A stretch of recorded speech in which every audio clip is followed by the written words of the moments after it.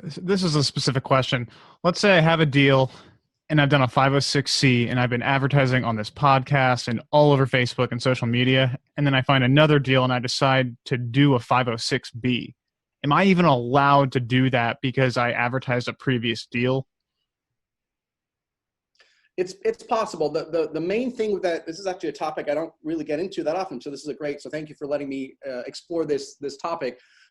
There's something called integration, which is it's a fancy way of saying that the SEC can take both of your offerings. You said you were going to do a 506C and then we do a second one that's a 506B, and they may combine them and count them as one. They may integrate those two offerings into one.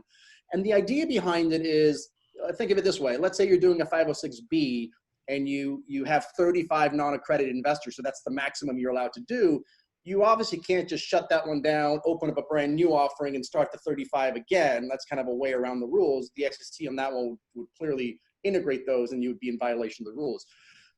There's a couple of safe harbors. We like safe harbors. Again, that's certainty. So the easiest safe harbor is the time between the offering number one ends and the offering number two begins. If that's a 6-month window, then they will not be integrated. So you can go out and do a 506C deal in your example, raise a bunch of money, advertise, do whatever you want, close that deal, wait 6 months, do the next deal, and then you can do whatever 506B, whatever other exemption you can rely on.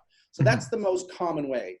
But there's a bunch of other factors. That's not the only way. There's other ways we can make them different enough where, as long as this offering is completely different from this other offering, we can do both of them at the same time or one after the other if they're legitimately different. If it's just the same deal that you're trying to play games with and you're trying to use both exemptions, that's going to be a problem. But if they're completely different deals and there's like a factor test, depending on the type of deal it is, there's these factors that you look at, it is possible to do two separate offerings using two different exemptions if they're different deals.